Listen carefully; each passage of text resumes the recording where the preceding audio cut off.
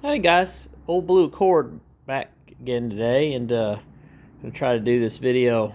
Well, in between the leaf blowing and buzz saws and all kinds of other nonsense, but got the helper out there. She's keeping watch. Yeah, so kind of did some stuff in the garage. It's just gonna be like a garage update for the fall 2023. I went ahead and moved the toolboxes and stuff in a little bit different configuration. I like that so far because it's giving me a lot of room to kind of walk between the blue car and the door and all that. And that couple extra feet right there really made a difference. You wouldn't believe it. And actually, this where this toolbox is, I kind of like because the light's a lot better.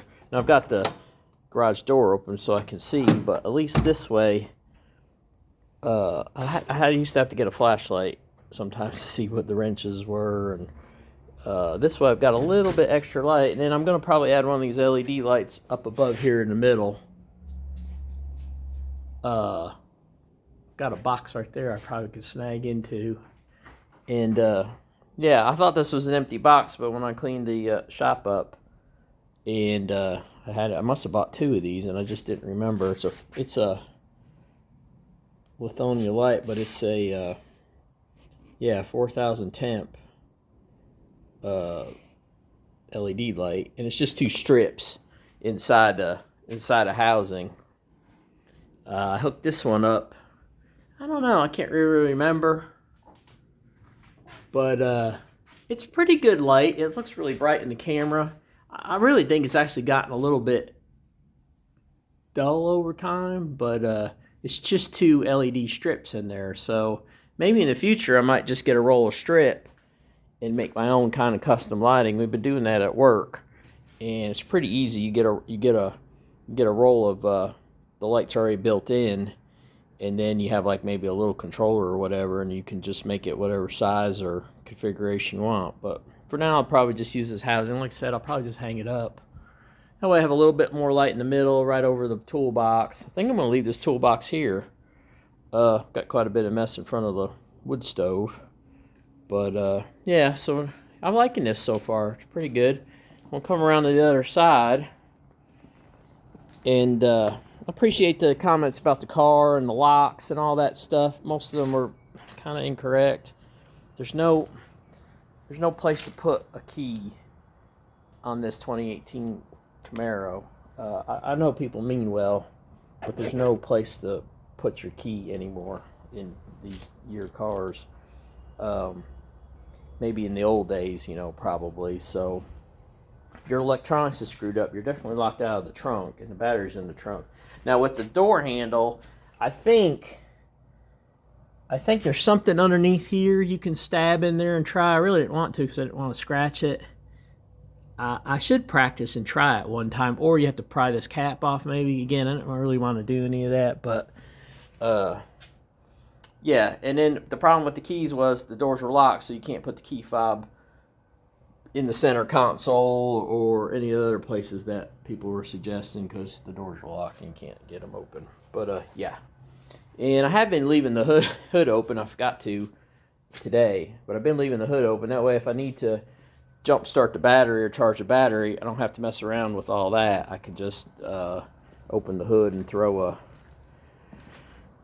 a charge on it, which isn't a bad idea. I need to drive it and clean it a little bit. It's looking really nice, so that's a good thing. Yeah, and then over here, kind of the same thing, kind of push some stuff around, and I give myself a pretty nice walkway, and then I grab this metal cabinet. I got this really practically for free, and I can get a bunch of these. I think it's a filing cabinet. It's not super heavy duty, but the reason why I wanted to do this is to do a really nice battery charging station, and I wanted it to be metal and fairly safe, so I actually put some of this stuff, I'll put all this stuff in the drawers here, and then I'll keep all my battery tools together because sometimes they get a little scattered. And yeah, got extra plugs, nice metal top. You always want to be careful charging a battery with fire. One of these got hot the other day. I think this one. I don't think this one's any good anymore. They can get pretty hot, so you have to be careful. Lithium ion can be hard to extinguish. That's a lot of that stuff you read online is true. Now, of course, it's rare, so to have a battery failure or fault. So, but pays to be safe. And then this is a separate garage for my house. Now, obviously, I have cars with 20 gallons of gasoline right there too. But this is about a lot safer, and probably about as safe as I'm going to get as far as charging, etc. But I like it. I like the metal. It came with a top. The top's over there on top of those tires, but it's some kind of composite material, and I've been using it as a table. So this is a lot safer. You don't want to get like Formica or some kind of weird thing taken off on you if you got something hot. So yeah, so pretty happy with that. Of course, I left the fridge. Still debating about that. I've said this before. The electrical panel they put. They could have put it behind that door. There wouldn't have been a problem. I don't think that's a codes issue. They told me the reason why they did it, the panel that way, was because they were going to go overhead, and then the overhead line would not be that high off the ground, as you can see. But they didn't. It went underground. It went right under through here. And yeah, so that's just typical. Never do what they say. And yeah, it kind of just stuck the panel there for no reason. I really don't think that's a code issue. I'd be perfectly fine with it right there, right in this area here, behind the door. And then I could have the refrigerator and not be in the middle of the floor. We almost thought about putting it over, and we still might try it. And then just you won't be able to open the door fully because the door needs to. I like the door to be open fully, even though I have garage. Of course, I've got some stuff back there, and it's already blocking it. I always got something, batteries and something in the way. But yeah, so still got the fridge. That's what you need. It's kind of cool out here. Just kind of makes me a little lazy. Just come out here and, of course, grab beer. Not much else in it, but we do have stuff in the freezer. Yeah, and I didn't do much with the other stuff in the corner. It's kind of wasted space there, but that's okay. And then yeah, when I did all that moving, I kind of always wanted to have a desk out here. And I had a lot of this wood top material. These two pieces here especially. It's just like an office furniture thing. I pick them up for free. And I scratched this right here. It's really just veneer, but it's very heavy and very thick. So I went ahead and made myself like a little computer area. And this isn't going to be a workbench or anything heavy duty. So I made it nice and high so I can just walk right up to it and then, start using the keyboard and whatever else. I have not got a computer hooked up. I've got all these old computers, but I really want to use Wi-Fi and pull it off the house. I don't want to bother running Ethernet over here. I could, but most of this old stuff I've got, I'm surprised that even this flat panel, it didn't have a Wi-Fi card in it, or it doesn't appear to be. It's a cheap one. And basically what I want to do is, it'd be nice to be able to search the internet and stuff for car stuff, but I've got manuals, obviously, for the cars. And this is kind of a little bit, I've ranted about this before. The old days when you had a car, you just run out and get a manual. I mean, this might cost you, I don't even know what this cost me all those years ago, $20. May tell you, I don't know. But nowadays, when you have a modern car like that, you can't just run over here and grab a manual for $20. You got to get a subscription, get online. I've heard they're over $1,000 for the GM, and then it's just a subscription fee, so you're paying every year. I guess I probably could get it and then print everything, and then maybe someday somebody will have print, but right now they don't. So if you want to find out anything about your car or something modern that you're working on, you're online looking. And I have this phone. I can do it on this phone, but the computer's a lot nicer. And that'll give me, I can watch my YouTubes, and eventually I'll probably start commenting on stuff people say, or maybe other videos, and doing like some still videos from this position or even this position. Yeah. So I needed a desk. Came out pretty good. I'm a little bit, I don't know, I don't like the point right here. I almost flipped it around so the round end. I'm one of those people that got a tendency to I'll be the one that runs into that and get hurt. So hopefully being up high like that, yeah, it's not a knee knocker, that's for sure.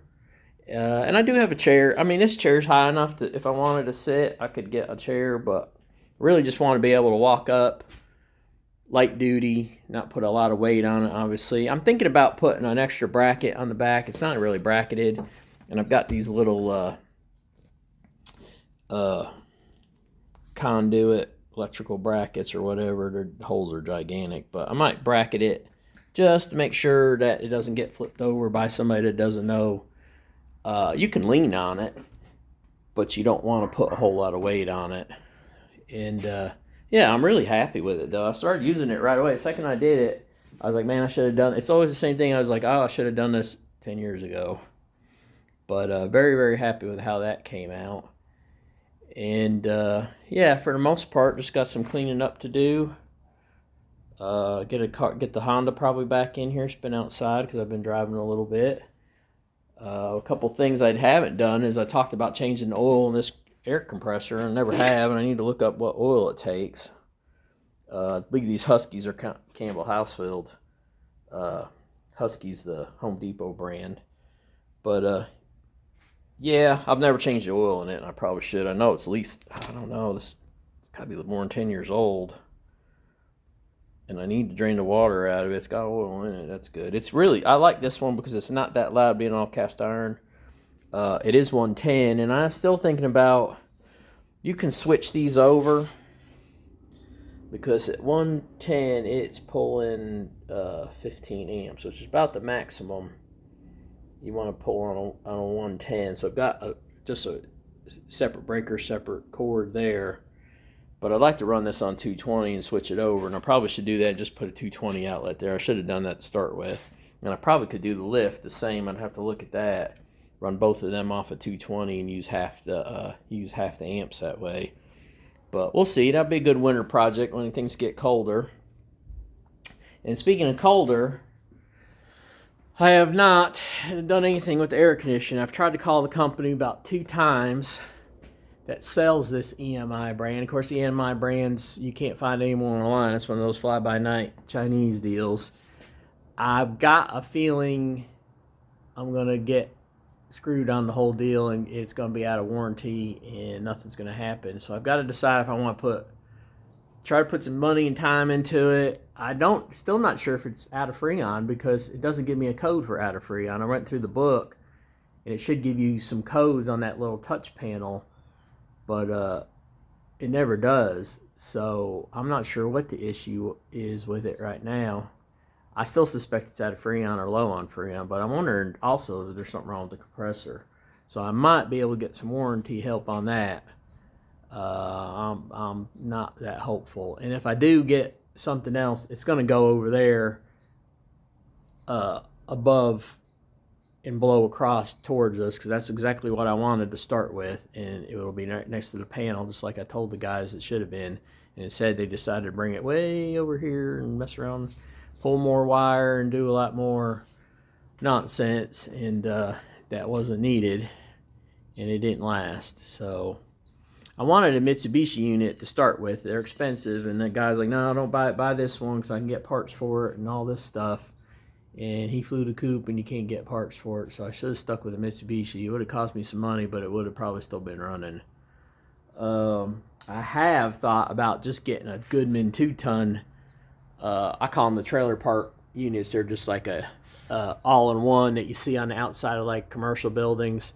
I've thought about that and then doing a duct all the way across, maybe just like a sleeve duct, and just going with conventional, because I just don't think that these mini splits are the way to go in this.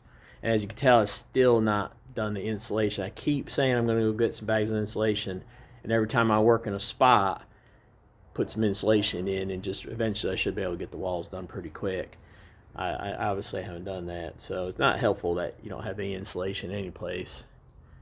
And yeah, and other than that, I mean, we're going to go ahead and I'm already started on mixing the fuel again like I did last year on the Jeep. We'll go through all that. And then what I'll do is I'll do a spreadsheet and do it on a computer instead of writing down all these numbers and stuff. People don't really care about the numbers. They want to hear about the results. I'll tell you just preliminary results is it's about the same. I'm getting either equal or the same amount of mileage by mixing with 30%. So E85, yeah, and it runs better, but we know that. But I get a lot of kind of really not so good comments about E85 in general, so you're going to hear me mention E85 and batteries over and over again, because the things people say online are just factually not true. So yeah, but it makes it kind of fun for me anyway, and save a few bucks. But that's it. That's all I got. A little cleanup today. Not bad. Just kind of get everything straightened out, get ready for winter. Maybe get the wood stove cleared out. And get ready for the cold weather. But all right, Old Blue Accord. I want to say thanks again. Appreciate you all watching my channel and liking and subscribing. And I'll keep trying to do these videos. Oh, here comes the help. Yeah. Thanks a lot. Bye.